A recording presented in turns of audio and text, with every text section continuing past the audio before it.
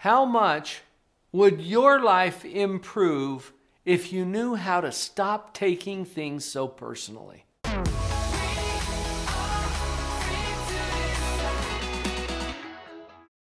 I can help you to get to a point where you're taking things far less personally. We're going to have to start with preparing your brain. That's step one. I've got 2 important steps for you related to your thinking. One more about your moral responsibility, and then finally we'll wrap up with you as the author of your own life.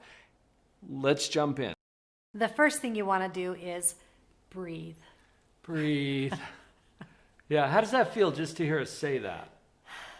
Because your mind is designed to take care of you, there are defense mechanisms built in. So if you sense any kind of threat, like if you're taking something personally, it's going to create this threat, and then your brain goes into what we call fight or flight mode. And as long as you're in that fight or flight mode, you can't really detach from it. And yet you do take it personally. I had a situation just today where I had a coworker come up and say, hey, I don't know how to deal with this person. Have I done something? She's always upset with me. And I kind of helped her just calm down and say, here's some things that have happened in her life recently. Yeah. It's actually not about you. So when you take a breath, yes, you can realize that it's probably not as much about you.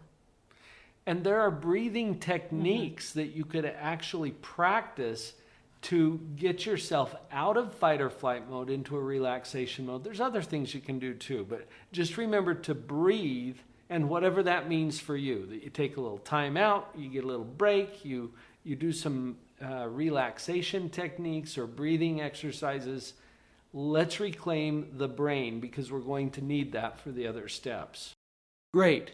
Now that we've got you calmed down, which is an important first step, let's go to that next step, which is to turn on your brain.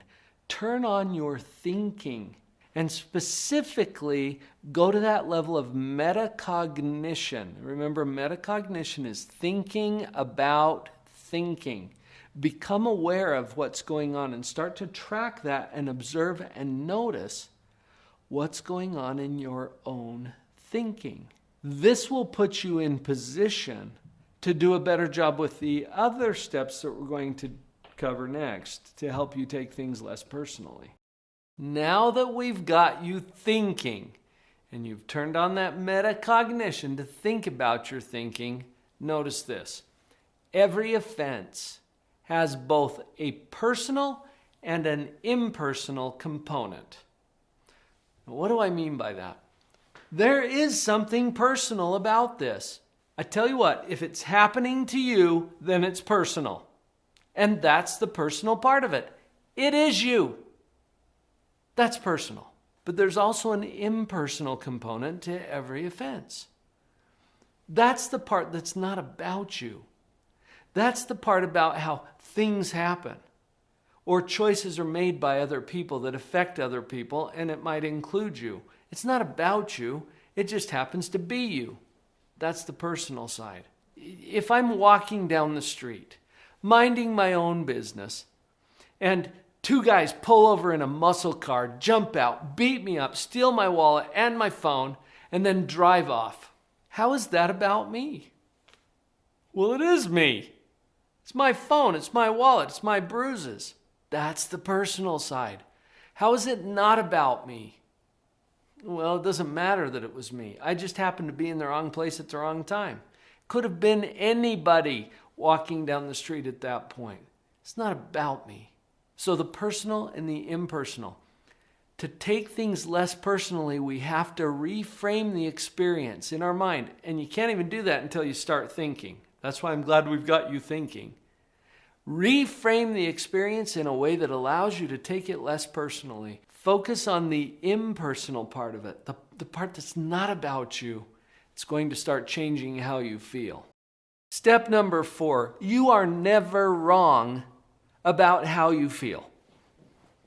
I'll say that again, just in case you missed it. From a clinical psychologist, you are never wrong about how you feel. How you feel is 100% consistent with the way your mind is processing your experiences. We've talked about that on other videos here on the channel. So with that preface, here's step number 4. Take full responsibility for how you feel. I'm not saying that you take the blame for what has happened. I'm saying take full responsibility for your feelings. As you come to a more full understanding about how to operate the equipment of your own mind and see that you are responsible for your feelings, not for what happened, that allows you to move from, ooh, that person makes me so mad, to, I'm feeling upset because of how I'm thinking about this. I know, who talks like that, right? But I want you to take full responsibility for how you feel. This puts you back into control. And even though you don't control the situation, your reaction to it is now under your control because you've stopped blaming someone else and you've taken responsibility for that process. This puts you back in a position of choice. I've said this many times, until you see it as a choice, it's not. So use that metacognitive ability, thinking about your own thinking, to put you back into a position of choice as you take full responsibility for how you feel. One of the things that happens when we take things too personally is that we create a story in our mind. And it's cast by certain characters and they all fulfill certain roles. You know what I'm talking about? And usually when we take things too personally, we've cast ourselves as a victim. Oh, everything is against me. Everyone's against me. Whoa.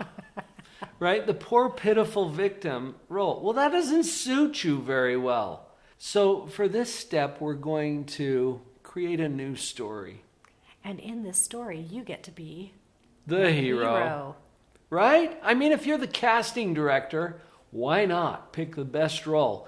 This is where you get to show up as an amazing hero whose resources and talents have got you through this difficult situation that you were taking personally before. This is a powerful way to change the narrative in your own mind, and that changes how you feel. Everything that we've covered in this video takes some practice, and it takes some reprogramming. I get it. It's kind of hard. You're probably going to need some support. And I want you to know about a powerful resource that you can engage in immediately. It's called Live on Purpose Central. go.liveonpurposecentral.com. That's where you're going to find some resources that will help you to not only take things less personally, but to power up every aspect of your life. Come over to Live on Purpose Central.